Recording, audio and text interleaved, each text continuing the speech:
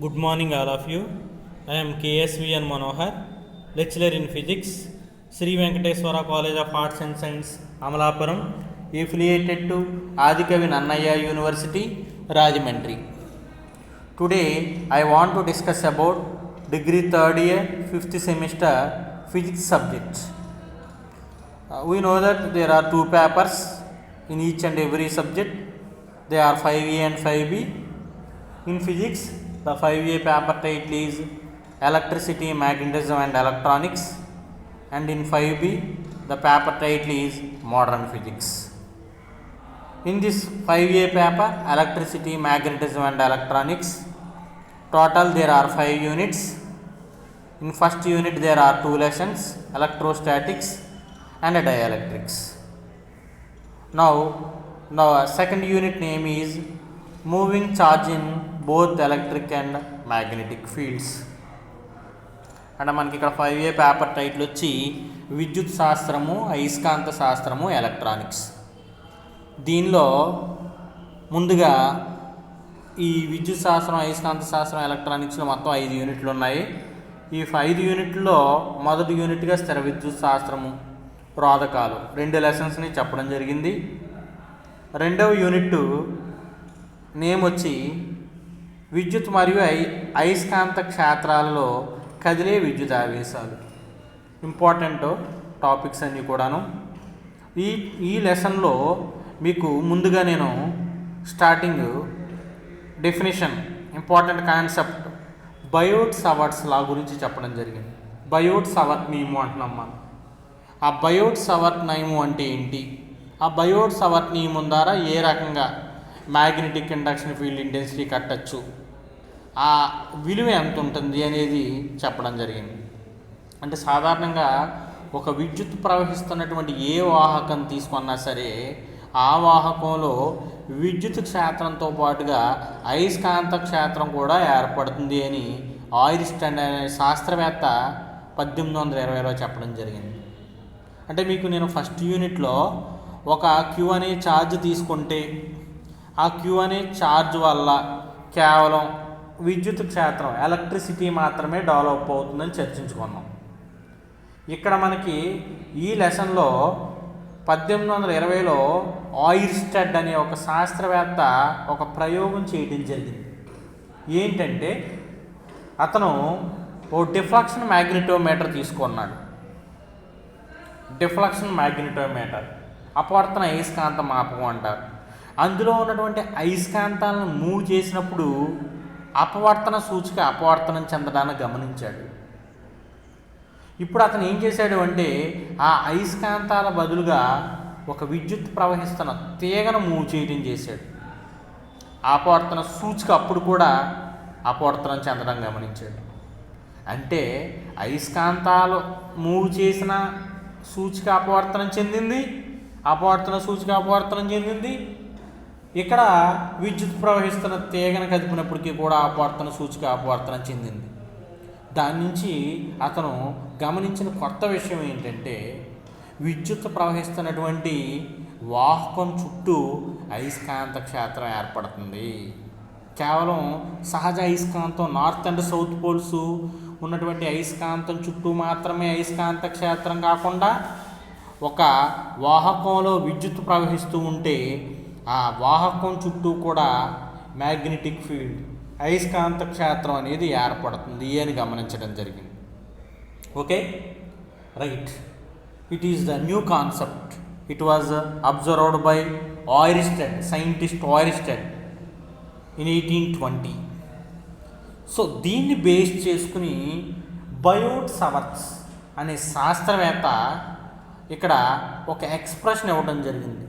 ఆ విద్యుత్ ప్రవహిస్తున్నటువంటి వాహకం చుట్టూ ఆ క్రియేట్ అయినటువంటి మ్యాగ్నెటిక్ ఫీల్డ్కి ఎక్స్ప్రెషన్ ఎంత ఉంటుంది అంటే సమీకరణం ఏమిటి అంటే B ఈజ్ ఈక్వల్ టు, అంటే చిన్న మూలకం తీసుకున్నప్పుడు ఏం చెప్పాడంటే dB is equal to μ0/4π into ideal sine theta by r².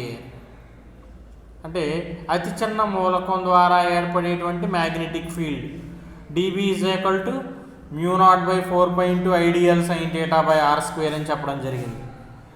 అదే మొత్తం కండక్టర్ తీసుకున్నప్పుడు ఆ విలువ ఎంత ఉంటుంది అంటే ఆ తీసుకున్నటువంటి వచ్చినటువంటి ఆ మైన్యూట్ విలువకి ఇంటిగ్రేషన్ చేయాలి అని గమనించడం జరిగింది. అంటే ఈ రకంగా ఆయిర్స్టెడ్ అనే శాస్త్రవేత్త మ్యాగ్నెటిక్ ఫీల్డ్ ఏర్పడుతుంది అనేది గమనించడం జరిగితే ఆ ఏర్పడేటువంటి అయస్కాంత క్షేత్రం విలువకి సమీకరణాన్ని రాబట్టింది బయోట్ సవర్ట్స్. సో ఇప్పుడు హోల్ కండక్టర్ మొత్తం వాహకం వల్ల ఏర్పడేటువంటి మ్యాగ్నెటిక్ ఇండక్షన్ ఫీల్డ్ ఇంటెన్సిటీ ఎంత ఉంటుంది అని అతను డిరైవ్ చేయడం జరిగింది. అంటే its value is μ0I/4π into integral I already మనం కాన్స్టెంట్గా ముందు తీసుకుంటే its value is integral dl sin θ/r². So b is equal to μ0/4π into integral dl sin θ/r². చూడండి ఎక్స్ప్రెషన్ మీకు నేను బాక్స్లో పెట్టాను. Okay, it is Biot Savart's law and its vector form is the vector form of Biot Savart's law is b is equal to μ0I/4π into integral dl cross r/r³. అక్కడది cross square కింద రాశారు, dl cross r/r³. Okay, so right. Later మీకు నేను ఇందులో ఒక 2 cases చెప్పాను. ఏంటంటే తీసుకున్న conductor straight line అయితే ఆ మ్యాగ్నెటిక్ ఫీల్డ్ ఎంత ఉంటుంది, అది ఒక ఎస్ఐ క్వశ్చన్గా చెప్పాను మీకు నేను. Magnetic induction field intensity due to straight line, ఒక తిన్నని తీగ వలన ఏర్పడేటువంటి అయస్కాంత ప్రేరణ క్షేత్ర తీవ్రతకి సమీకరణము b is equal to μ0I/2πx. బాక్స్లో చూడండి, it's value is b is equal to μ0I/2πx. అంటే మ్యాగ్నెటిక్ ఇండక్షన్ ఫీల్డ్ ఇంటెన్సిటీ అనేది పర్పెండిక్యులర్ డిస్టెన్స్ మీద ఆధారపడి ఉంటుంది. ఫస్ట్ కేసులో, ఫస్ట్ ఎస్ఐ క్వశ్చన్లో, that is magnetic induction field intensity depends upon perpendicular distance, లంబ దూరం మీద ఆధారపడుతుంది అని చెప్పడం జరిగింది. It is first concept, first essay question. Now the second concept, it is also explained. The second concept is magnetic induction field intensity due to circular coil.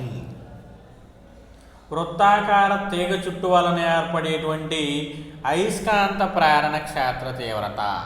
అంటే ముందుగా మీకు నేను స్ట్రైట్ లైన్ అయితే ఎంత ఉంటుంది, ఆ వాహకం తిన్నని తీగగా నెట్ట నిలువుగా ఉంటే ఎంత ఉంటుందో చెప్పుకున్నాం. ఇప్పుడు నెట్ట నిలువుగా కాదు, ఆ వాహకం ఎలా ఉంటుంది అని చెప్తున్నాడు. అంటే ఇక్కడ సర్క్యులర్ కాయిల్ వృత్తాకార తీగ చుట్టు మాదిరిగా ఉంటే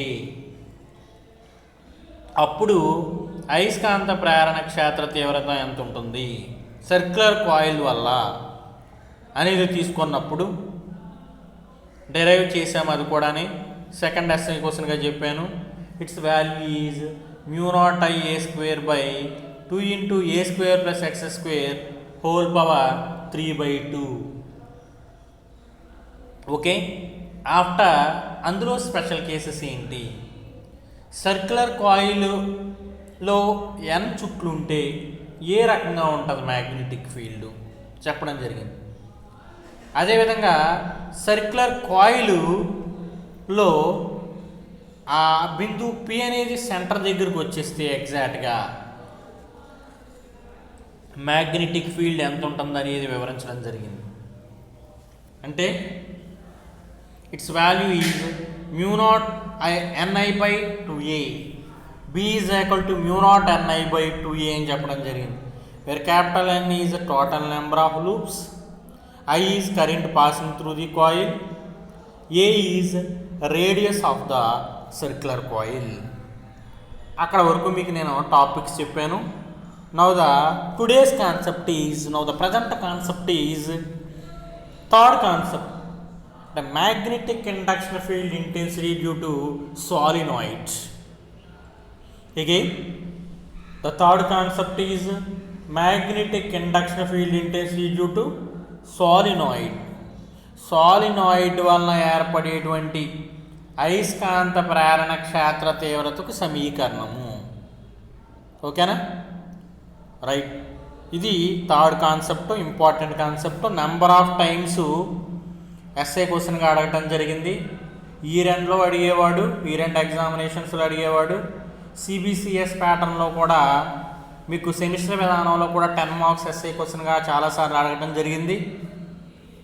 అంటే కొత్త కాన్సెప్ట్ అన్నమాట. ఇంతవరకు మీరు సాలినాయిడ్ అన్న పదాన్ని ఎక్కడా కూడా ఉపయోగించలేదు ఇంతవరకు. లోయర్ స్టడీస్లో కానివ్వండి, ఎక్కడైనా కానివ్వండి, సాలినాయిడ్ అన్న పదం ఫస్ట్ టైంగా మీరు ఇక్కడ ఉపయోగిస్తున్నారు.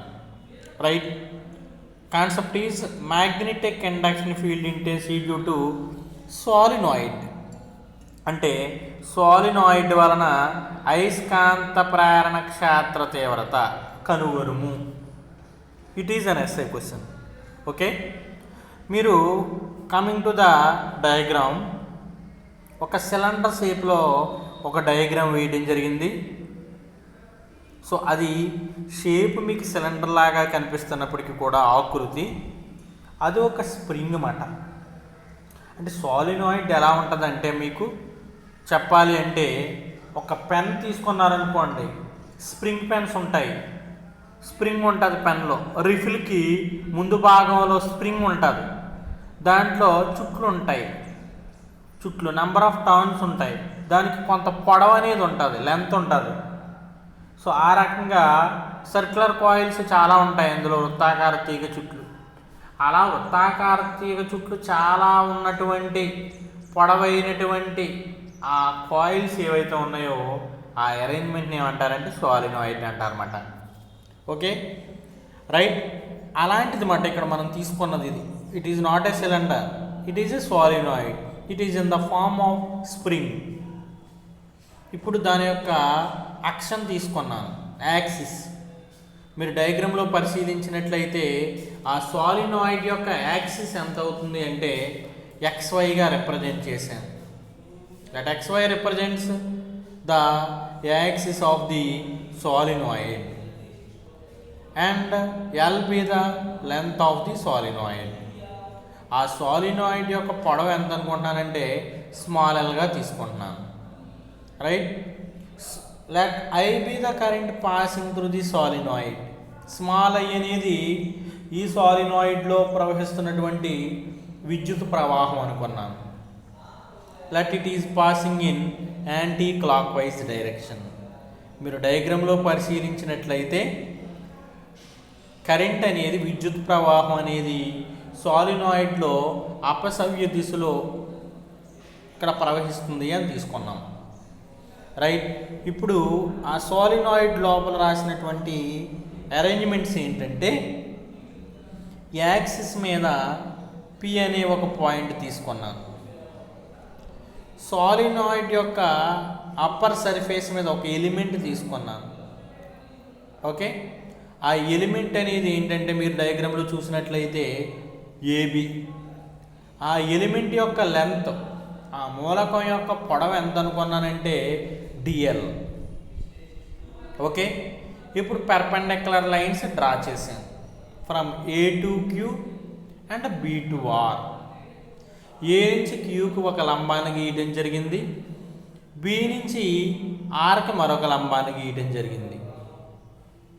ఇప్పుడు ఈ సాలినాయిడ్ యొక్క వ్యాసార్థం ఎంత అనుకున్నానంటే, అంటే ఒక చుట్టు యొక్క వ్యాసార్థం, అందులో చాలా చుట్లు ఉంటాయి కదా, అన్ని చుట్లు సమరీతిలోనే ఉంటాయి. ఆ చుట్లు యొక్క వ్యాసార్థం ఎంత అనుకున్నానంటే నేను స్మాల్ a అని తీసుకున్నాను. రైట్. ఇప్పుడు యాక్సిస్ మీద P అనే పాయింట్ తీసుకున్నాను చూడండి. ఆ పాయింట్ నుంచి బిందువు Aకి జాయిన్ చేశాను. That the distance is small r. అదేవిధంగా పాయింట్ P నుంచి Bకి డ్రా చేశాను line. Let it is also small r. ఇప్పుడు A నుంచి ఒక పెర్పెండిక్యులర్ లైన్ కిందకి డ్రా చేశాను చూడండి Cకి. PB మీద డ్రా చేశాను. మీరు డయాగ్రామ్లో అబ్జర్వ్ చేస్తే BP మీద A నుంచి కిందకు ఒక లంబాన్ని గీచాను, ఒక లైన్ డ్రా చేశాను. P దగ్గర యాంగిల్ ఎంత అంటే θ. తర్వాత అంటే పీబీఆర్లో యాంగిల్ ఎంత అంటే థీటా. అదే ఏపీబీలో తీసుకున్నారనుకోండి యాంగిల్ డి థీటా, చాలా చిన్నదా డి థీటా. అంటే థీటాకి పైన రాసాను చూడండి చిన్న ట్రయాంగిల్, అది డి థీటా. డి థీటా చాలా చిన్నది అని ఎలా చెప్పగలవు అంటే డయాగ్రామ్లు మీరు పరిశీలించినట్లయితే డి థీటాను గుర్తించడానికి కూడా నాకు ఖాళీ లేదు. అలాంటి సందర్భంలో గుర్తించామని అంటే d theta value is very very small. తర్వాత బి దగ్గర యాంగిల్ అది థీటా. అంటే ఇక్కడ ట్రిగనామెట్రీ నుంచి ట్రయాంగిల్ లాస్ తీసుకున్నప్పుడు, త్రిభుజ నియమాలు తీసుకున్నప్పుడు పి దగ్గర యాంగిల్ థీటా అయితే దానికి బయట బాహ్యంగా ఉన్నటువంటి బి పాయింట్ దగ్గర యాంగిల్ కూడా థీటా అవుతుంది. ఏక్యూ వాల్యూ ఏమో radius of the coil A and BR value it is also small A. అది డయాగ్రమెటిక్ రిప్రజెంటేషన్. అగైన్ ఒక సాలినాయిడ్ తీసుకున్నాను, స్ప్రింగ్ షేప్లో ఉంటుంది. ఆ సాలినాయిడ్ యొక్క అక్షం XY అన్నాను. ఆ సాలినాయిడ్లో స్మాల్ ఐ అనే ఒక విద్యుత్ ప్రవాహం ప్రవహిస్తుంది అని తీసుకున్నాను. ఆ విద్యుత్ ప్రవాహం అపసవ్య దిశలో పరిభ్రమిస్తుంది అని తీసుకున్నాను. సవ్య దిశలో కూడా తీసుకోవచ్చు, క్లాక్ వైజ్ డైరెక్షన్ కూడా తీసుకోవచ్చు, ఏదైనా పర్వాలేదు. ఇప్పుడు ఆ సాలినాయిడ్ యొక్క పొడవు L అనుకున్నాను. ఇప్పుడు సాలినాయిడ్ అక్షం మీద P అనే పాయింట్ తీసుకున్నాను. సాలినాయిడ్ పై భాగాన ఒక ఎలిమెంట్ డిఎల్ పొడవు కలిగినటువంటి ఒక ఎలిమెంట్ AB తీసుకున్నాను. ఏ నుంచి పెర్పెండిక్యులర్ డ్రా చేశాను, బి నుంచి పెర్పెండిక్యులర్ డ్రా చేశాను. They are represented by small A. ఏపీని జాయిన్ చేశాను, బీపీని జాయిన్ చేశాను. Its value is small R. Angles at point P is theta. That means angle in BPR is theta and angle in APB is d theta. D theta is very small. AB of length dl and radius of the coil AQ is equal to small a and BR is equal to small a. Draw a perpendicular line from A to C. And angle at point B is theta from triangle loss. అది diagrammatic explanation. అందరూ ఒకసారి diagram చూడండి. డయాగ్రామ్లో కోణాలు కూడా చూసుకోండి లోపల. Okay right. Now coming to the explanation. First para. A long tightly wounded helical coil is known as solenoid. First definition చెప్పడం జరిగింది సాలినాయిడ్. చెప్పాను మీకు నేను ఇంతవరకు సాలినాయిడ్ అన్న టర్ము సాధారణంగా మన ఫిజిక్స్లో ఎక్కడ ఉపయోగించలేదు. ఇక్కడ ఉపయోగిస్తున్నాం ఫైనల్ ఇయర్లో 5A పేపర్లో. అంటే అసలు సాలినాయిడ్ అంటే ఏంటి నిర్వచనం తీసుకున్నప్పుడు a long tightly wounded helical coil is known as solenoid. అంటే ఒక పొడవైన దగ్గరగా దృఢంగా వృత్తాకార మార్గంలో చుట్టబడినటువంటి తీగ చుట్టును సాలినాయిడ్ అంటారు. మళ్ళా ఒక పొడవైన అంటే దాని యొక్క పొడవు చాలా ఎక్కువ ఉండాలి. ఒక పొడవైన దగ్గరగా బిగుతుగా చుట్టబడిన వృత్తాకార తీగ చుట్టు యొక్క అమరికను సాలినాయిడ్ అంటారు. A long tightly wounded helical coil is called solenoid. అంటే మనకి ఇక్కడ సాలినాయిడ్ యొక్క నిర్వచనం తీసుకున్నప్పుడు ఒక పొడవైన దగ్గరగా వృత్తాకార మార్గంలో చుట్టబడినటువంటి తీగ చుట్టు లాంటి అమరికను సాలినాయిడ్ అంటారు. ఈ సాలినాయిడ్ స్ప్రింగ్ పెన్ అంటే పెన్లో స్ప్రింగ్ అనేది మనకి రిఫిల్కి ఉన్నటువంటి ఆ స్ప్రింగ్ మాదిరిగా ఉంటుంది అమెరికా. రైట్. కన్సిడర్. ఇప్పుడు సాలినాయిడ్ డెఫినేషన్ చెప్పాము. Coming to the explanation. Consider a solenoid. ఇప్పుడు మనం చెప్పుకున్నటువంటి అలాంటి అమరిక కలిగినటువంటి ఒక సాలినాయిడ్ తీసుకోవాలి. Consider a solenoid of length L and radius small A. అంటే స్మాల్ ఎల్ పొడవు కలిగినటువంటి ఒక సాలినాయిడ్ మరియు స్మాల్ ఏ వ్యాసార్థము కలిగినటువంటి ఒక సాలినాయిడ్ని తీసుకోవాలి. ఇప్పుడు ఆ సాలినాయిడ్లో ఉన్నటువంటి మొత్తము చుట్లు సంఖ్య క్యాపిటల్ ఎన్ అనుకునుము. Let capital N be the number of turns in the solenoid. ఆ సాలినాయిడ్లో ఉన్నటువంటి మొత్తము చుట్లు సంఖ్య క్యాపిటల్ ఎన్ అనుకునుము. Continuation. Let small I be the current passing through the solenoid. ఇప్పుడు ఆ సాలినాయిడ్లో ప్రవహిస్తున్నటువంటి విద్యుత్ ప్రవాహం స్మాల్ ఐ అనుకునుము. Let I be the current passing through the solenoid. ఇప్పుడు మనం తీసుకున్నటువంటి అమరికలో అపసవ్య దిశలో ప్రవహిస్తుంది అని తీసుకున్నాం విద్యుత్ ప్రవాహం. ఆ విద్యుత్ ప్రవాహం యొక్క మ్యాగ్నిట్యూడ్ ఎంతంటే small I. Okay. Let xy be the axis of the solenoid. Capital XY be the axis of the solenoid. solenoid యొక్క అక్షం XY అనుకున్నాం. చూడండి డయాగ్రామ్లో మనకు మధ్యలో ఉంది చూడండి. XY అనేది మధ్యలో నుంచి పోయేటువంటి ఆ లైన్, దాని యొక్క ఇంటర్నల్గా పోయేటువంటి మధ్య భాగంలోంచి పోయేటటువంటి సెంటర్ నుంచి పోయేటటువంటి line, it is axis. That xy represents axis of the solenoid. ఆ సాలినాయిడ్ యొక్క అక్షం ఎంత అనుకున్నానంటే xy అనుకున్నాను. Right. Second para. Coming to the explanation of second para. Consider a point P on the axis of the solenoid. Solenoid యొక్క అక్షం మీద P అనే బిందువును ఊహించుము. సాలినాయిడ్ యొక్క అక్షం మీద పాయింట్ P తీసుకున్నాను. రైట్. డయాగ్రామ్లో రిప్రజెంట్ చేసాము. సాలినాయిడ్ యొక్క అక్షం మీద P అనే పాయింట్ చూడండి తీసుకున్నాము. Right. Now we will calculate magnetic induction field intensity at point P due to this solenoid. ఇప్పుడు అక్షం మీద తీసుకున్నారు చూడండి పాయింట్ Pని.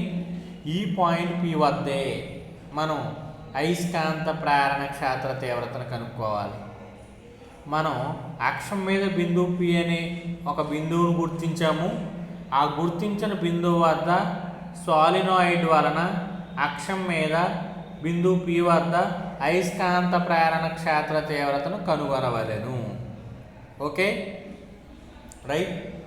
ఫర్ దిస్ పర్పస్ ఇప్పుడు మనం దీనికోసం for this purpose consider a small element AB of length DL on the solenoid.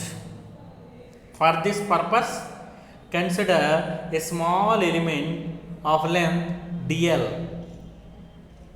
On the solenoid.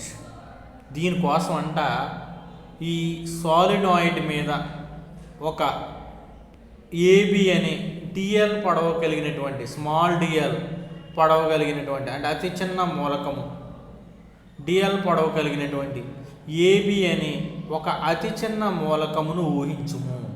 అంటే అయస్కాంత ప్రేరణ క్షేత్ర తీవ్రత కనుగొనడం కోసం ఒక అజంప్షన్ తీసుకున్నాం. అంటే సాలినాయిడ్ మీద ఒక చిన్న ఎలిమెంట్ AB అనే ఎలిమెంట్ యొక్క పొడవును DL అనుకున్నాం. Okay. Let the distance between point P and the element DL is smaller. అంటే ఇప్పుడు మనకి బిందువు P తీసుకున్నారు చూడండి అక్షం మీద. ఆ బిందువు P నుండి ఆ ఎలిమెంట్కి ఉన్నటువంటి దూరం అంట స్మాలార్ అంట. ఓకే. మీరు డయాగ్రామ్లో గమనించవచ్చు దాన్ని.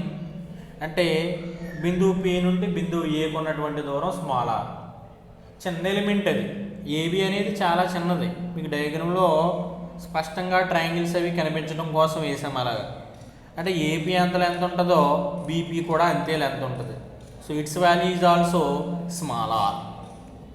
So finally AP is equal to R, BP is equal to R, AB is equal to DL, AQ is equal to small a, BR is equal to small a, and XY is small l.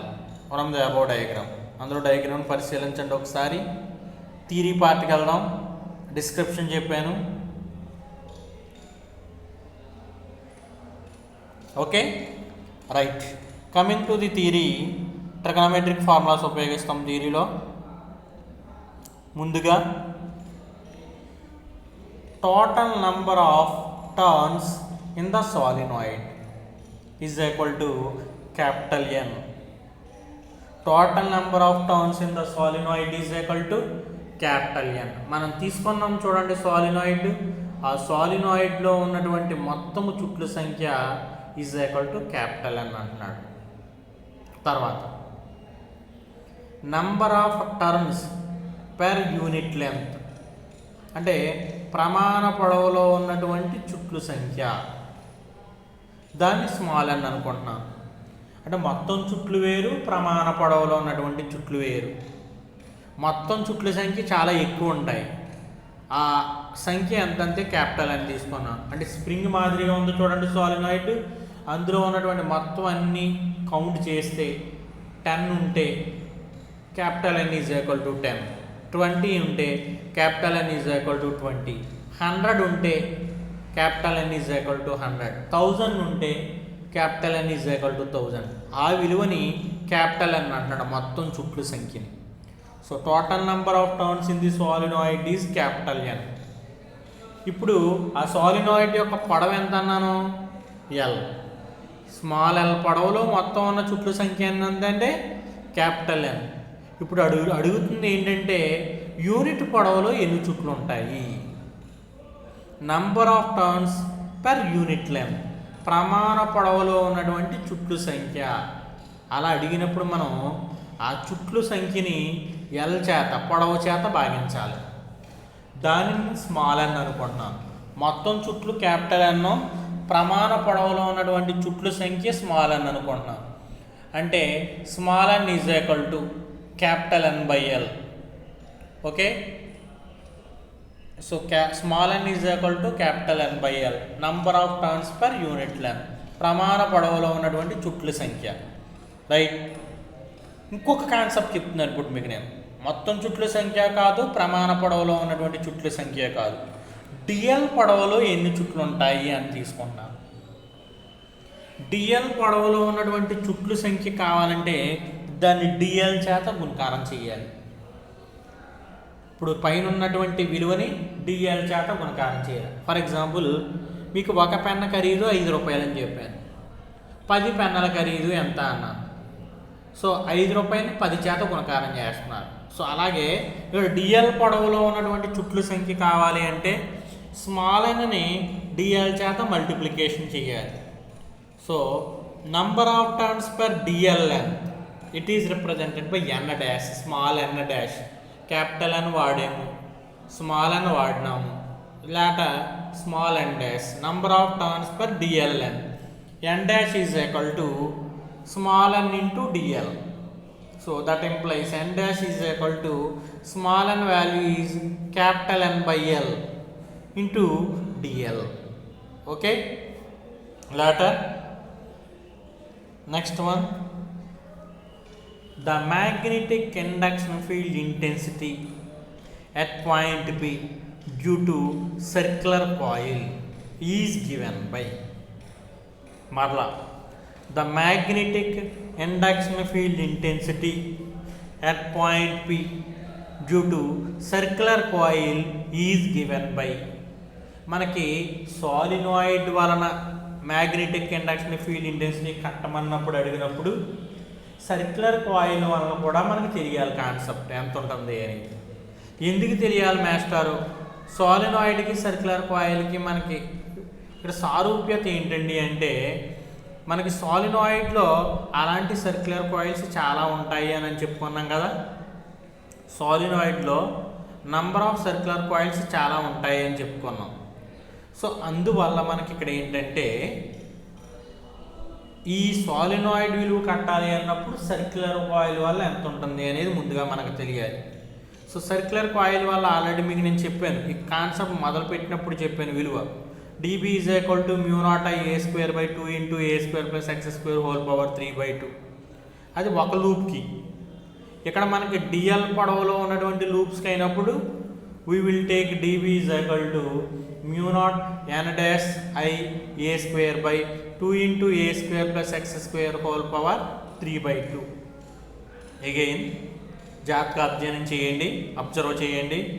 The magnetic induction field intensity at point P due to circular coil is given by వృత్తాకార తీగ చుట్టు వలన బిందు P వద్ద ఏర్పడేటువంటి అయస్కాంత ప్రేరణ క్షేత్ర తీవ్రత. P అనే బిందు వద్ద ఏర్పడేటువంటి అయస్కాంత ప్రేరణ క్షేత్ర తీవ్రత అంటే వృత్తాకార తీగ చుట్టూ యొక్క పొడవు డిఎల్ అన్నారు ఇక్కడ, అది తీసుకోవాలి. అంటే డిఎల్లో మనకి నెంబర్ ఆఫ్ టర్న్స్ ఎన్ని ఉన్నాయి, ఎన్ డాష్ అంటే mu naught N dash I A square by 2 into A square plus X square whole power 3/2. మీకు A square plus X square circular coil దగ్గర చెప్పాను మీకు నేను.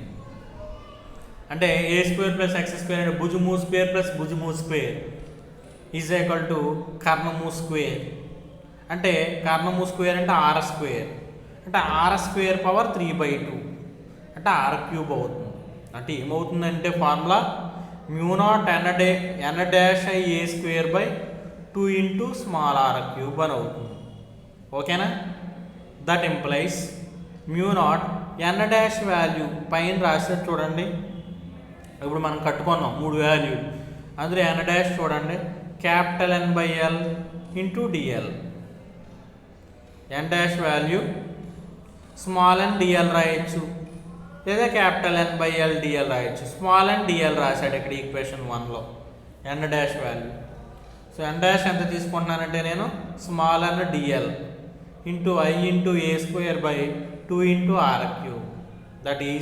That implies dB is equal to mu naught n dl into I A square by 2 into r cube. Let it be equation 1. Right? తర్వాత trigonometric formulas ఉపయోగించి B value మనం find out చేయాలి. So ఆ trigonometric ఫార్ములాస్లో ముందుగా మనం let us take from triangle ABC త్రిభుజం నుండి సైన్ థీటా. సో చిన్న ట్రయాంగిల్ మీరు డయాగ్రామ్లో పరిశీలించినట్లయితే, so from triangle ABC sine theta is equal to, so ఎదుటి భుజం ఏసీ కర్ణం AB, sine theta is equal to AC by AB. So from triangle ABC sine theta is equal to AC by AB. That implies sine theta is equal to AC by AB value డయాగ్రామ్లో చూడండి, AB విలువ DL. So sine theta is equal to AC by DL. Okay, that implies DL is equal to AC by sine theta. ఇక్కడ అతి చిన్న మూలకం పొడవు DL ఎంత వచ్చింది అంటే ఏసీ బై సైన్ థీటా అని వచ్చింది. Let it be equation number 2. దాని సమీకరణం 2గా తీసుకున్నాను. Right? Later from triangle APC త్రిభుజం నుండి మీరు డయాగ్రామ్ తీస్తే ఏపీసీ చాలా చిన్న ట్రయాంగిల్ ఏపీసీ అనేది, అక్కడ చాలా చిన్న యాంగిల్, కోణం కూడా చాలా చిన్నది, గుర్తించడానికి వీలైనంత మాత్రమే స్పేస్ ఉంది అక్కడ. డీటీటా చాలా చిన్నది. సో ఏపీసీ త్రిభుజం నుండి సైన్ డీటీటా తీసుకుంటున్నాడు. అంటే ఎదుటి భుజం ఏసీ, కర్ణం AP, sine theta is equal to AC by AP. So that implies sine theta is equal to AC by AP value. మీరు డయాగ్రామ్లో అబ్జర్వ్ చేస్తే ఏపీ అయినా బీపీ అయినా వాల్యూస్ ఆర్ స్మాల్ ఆర్. అంటే sine theta is equal to AC by small r. That implies AC value is r sine theta dθ. So that implies AC is equal to R into dθ. ఎందుకు మనకి ఇక్కడ R into sine theta dθలో r into d theta రాసామంటే it's value చూడండి, అది sine d theta is equal to AC by r. Sine theta d theta కాదు, అది theta లేదు అక్కడ, సైన్ డి థీటా అది. మీకు అక్కడ ఈక్వేషన్ 3కి పైన 2 స్టెప్లు పైకి వెళ్ళండి, అది సైన్ థీటా డి థీటా కాదు, సైన్ డి థీటా అంతే. Sine d theta is equal to AC by r. That implies AC is equal to r sine d theta. మరలా ఇక్కడ థీటా లేదు, r sine theta d theta కాదు, అది r sine d theta అంతే, theta కొట్టేయండి. So ఇప్పుడు that implies AC is equal to r sine d theta. D theta చాలా చిన్నది, డయాగ్రామ్లోనే గుర్తించడానికి వీలు లేనంత చిన్నది. డి థీటా చాలా చాలా చిన్నదైనప్పుడు sine d theta is equal to d theta గుర్తుపెట్టుకోండి. థీటా చిన్నదైనప్పుడు sine theta is equal to theta. అదేవిధంగా డి థీటా చాలా చిన్నదైనప్పుడు sine d theta is equal to d theta. అంటే మనకి ఇక్కడ సైన్ డి థీటా బదులుగా డి థీటా రాస్తే equation 3 AC is equal to r d theta అవుతుంది. నా ఫ్రమ్ ఈక్వేషన్స్ 2 and 3 సమీకరణం 2 చూడండి. That dl is equal to, so AC బదులుగా ఎంత రాయొచ్చు, r d theta by AP బదులుగా సమీకరణం 2 కింద డినామినేటర్లో సైన్ థీటా ఉంది. So that is from equation 2 and 3 that is dl is equal to r sine theta by sine theta అని వచ్చింది. Let it be equation number 4. Later from triangle BPR sine d theta, sine theta తీసుకున్నాడు BPR నుంచి. డయాగ్రామ్లో చూడండి, BPR sign theta is equal to P దగ్గర ఉంది theta. So ఎదుటి భుజం చూడండి ఎంతో, సైన్ థీటాకి ఎదురుగా ఉన్నటువంటి భుజం బిఆర్, కర్ణం బీపీ. అంటే బిఆర్ విలువ ఏ, కర్ణం విలువ ఆర్. అంటే sine theta is equal to ఎంత అవుతుందంటే ఏ బై ఆర్ అవుతుంది. అంటే sine theta is equal to a by r. Let it be equation number 5.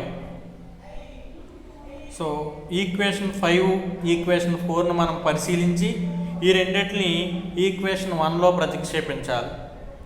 Equation 1 ఏం చెప్పానంటే dB is equal to mu naught N DL IA square by 2r cube.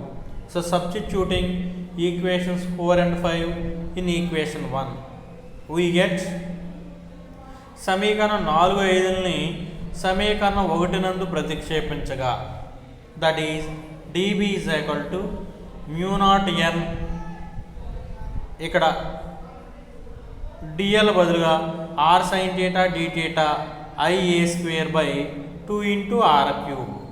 ఓకేనా, that is equal to mu naught NI d theta a square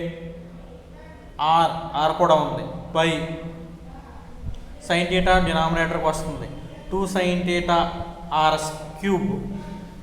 that is equal to mu naught NI a square okay into d theta by 2 into sine theta into r వచ్చి r క్యూబ్లో r square times cancel అవుతుంది. So the remaining value is mu naught NI a square by 2 into sine theta into r square. ఇప్పుడు సమీకరణం 5 sine theta విలువ ఏ by are ఏదైతే ఉందో దాన్ని ప్రతిక్షేపించాలి. అంటే that is equal to mu naught NI a square by 2 into a by r into r square into d theta. That is equal to mu naught NI a square by, ఇక్కడ r స్క్వేర్లో r వచ్చి r times cancel అవుతుంది. So 2 into a into r into d theta. So value is mu naught nI, అక్కడ r రాయలేదు, 2 into a into r, mu naught NI a by 2r into d theta. R రాయలేదు 2 into a దగ్గర డినామినేటర్లో. So mu naught NI a by 2r into d theta. దాన్ని ఎలా రాస్తానంటే నేను mu naught NI by 2 into a by r into d theta. ఇక్కడ mu naught NI by 2a లేదు, మరలా అక్కడ ఏ లేదు term. Mu naught NI by 2 into అంతే, into a by r into d theta. మనకి సమీకరణం 5 చూడండి, ఏ బై ఆర్ విలువ ఎంత? సైన్ థీటాకి సమానం. So dB is equal to mu naught NI by 2 into sine theta d theta. ఇది చిన్న మూలకం వల్ల మ్యాగ్నెటిక్ ఫీల్డ్. సాలినాయిడ్ యొక్క అక్షం మీద అతి చిన్న మూలకం ఏబి వలన మ్యాగ్నెటిక్ ఫీల్డ్. ఇప్పుడు మొత్తం సాలినాయిడ్ వలన కావాలి అంటే ఇంటిగ్రేట్ చేయాలి పై విలువని, అంటే డిబిని ఇంటిగ్రేట్ చేయాలి. It is B. So B is equal to integral d B is equal to integral mu naught NI by 2 into sine theta d theta. That is equal to mu naught NI by 2 into integral sine theta d theta with the limits theta 1 to theta 2. That is equal to mu naught ni by 2 into integral sin theta is minus cos theta within the limits theta 1 to theta 2. That is equal to mu naught ni by 2 into upper limit apply చేస్తే minus cos theta 2 minus of minus cos theta 1, minus of minus is plus. So mu naught ni by 2 into minus cos theta 2 plus cos theta 1, that is equal to mu naught ni by 2 into cos theta 1 minus cos theta 2. Therefore B is equal to mu naught ni by 2 into cos theta 1 minus cos theta 2. It is the magnetic induction field intensity due to solenoid. Okay, అంటే solenoid వలన అయస్కాంత ప్రేరణ క్షేత్ర తీవ్రతకు సమీకరణం ఏంటంటే B is equal to mu naught ni by 2 into cos theta 1 minus cos theta 2. Now special cases, ప్రత్యేక సందర్భాలు. At the centre of the solenoid, solenoid యొక్క కేంద్రం వద్ద. సో సాలినాయిడ్ యొక్క కేంద్రం వద్ద అంటే మధ్యలో మాట, సర్క్యులర్ కాయిల్ యొక్క సెంటర్ వద్ద కాదు, సాలినాయిడ్కి మధ్యలో.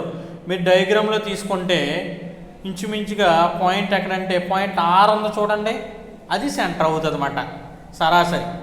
సో ఆ సెంటర్ వద్ద at the centre of the solenoid angles becomes theta 1 is equal to 0 degrees and theta 2 is equal to 180 degrees. Angles ఈ విధంగా ఉంటాయి సాలినాయిడ్ యొక్క కేంద్రం వద్ద. ఇప్పుడు బి విలువ తీసుకున్నప్పుడు B is equal to mu naught ni by 2 into cos 0 degrees minus cos 180 degrees. That is equal to mu naught ni by 2 into cos 0 degrees is 1 minus cos 180 degrees is minus 1. 1 minus minus 1 అంటే 2. mu naught ni by 2 into 2 అంటే mu naught ni. B is equal to ఎంత వచ్చిందంటే mu naught ni. చాలా important, ఆ సెట్లో కూడా number of times అడిగాడు. At the centre of the solenoid B value is B is equal to mu naught ni, small ni, where small n is number of turns per unit length.